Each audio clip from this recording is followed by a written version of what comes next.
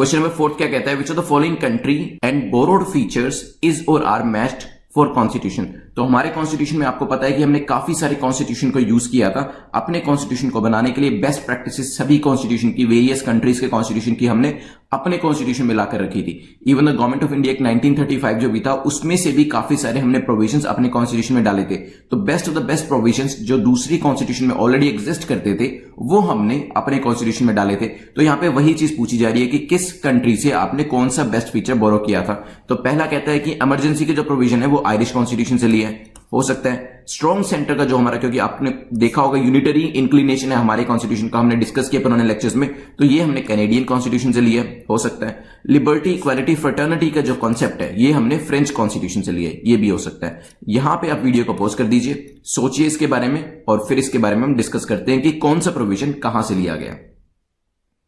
चलिए, तो पहली स्टेटमेंट जो है आयरिश कॉन्स्टिट्यूशन से हमने इमरजेंसी के प्रोविजन लिए, तो ये स्टेटमेंट हमारी गलत है।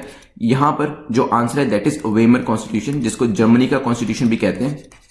तो जर्मनी के कॉन्स्टिट्यूशन से हमने जो इमरजेंसी के प्रोविजंस हैं वो लिए। फर्स्ट स्टेटमेंट हमारी गलत हो जाती है, एलिमिनेट करेंगे, ए और बी एलिमिनेट हो जाएगा। अब बात करते हैं कैनेडियन कॉन्स्टिट्यूशन की। तो यस, इसके जो स्ट्रॉन्ग सेंटर का प्रोविजन है जो कनाडा के अंदर एग्जिस्ट करता था वो हमने इनके कॉन्स्टिट्यूशन से उठा लिया, तो सेकंड इज करेक्ट। और लिबर्टी इक्वालिटी फ्रेटर्निटी का जो कॉन्सेप्ट है ये हमने फ्रेंच कॉन्स्टिट्यूशन से लिया है, हमारा आंसर हो जाएगा डी। यहां पर याद रखने के लिए देख लीजिएगा, क्योंकि इमरजेंसी के जो प्रोविजंस है वो अपने आप में देखा जाए तो काफी अथॉरिटेरियन प्रोविजंस है, और ये हमने किससे लिए, हिटलर के कॉन्स्टिट्यूशन से लिए। तो हिटलर के साथ आप इमरजेंसी को मैच कर सकते हैं, किसी तरीके से एसोसिएट कर सकते हैं याद रखने के लिए। चलिए,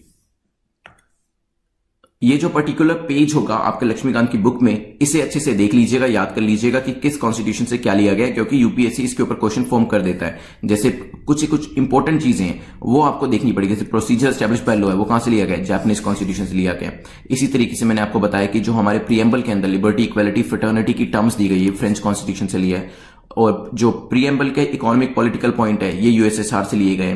तो ये आपको पूरी चीज पता होनी चाहिए। देखिए, आपको लगता होगा कि इतनी सारी चीजें मैं याद कैसे करूंगा, बट बिलीव मी 2 से 3 बार अगर आप इसे पढ़ेंगे और वो सेलिब्रेशन का जो मैंने मेथड आपको बताया था कि इसके बारे में बैठ के सोचेंगे जब भी आपको टाइम मिलता है, तो ये सब चीजें आपको खुद ब खुद याद हो जाएंगी। इसको ऐसा नहीं कि आपको 10-15 बार पढ़ना पड़ेगा, 2 से 3 बार पढ़िएगा और उसके बाद सिर्फ इसके बारे में सोचिएगा, आप मन ही मन में इसे रिवाइज करने की कोशिश करिएगा, ये चीजें आपके जहन में अपने आप बैठ जाएंगी। चलिए चलते हैं नेक्स्ट क्वेश्चन के ऊपर।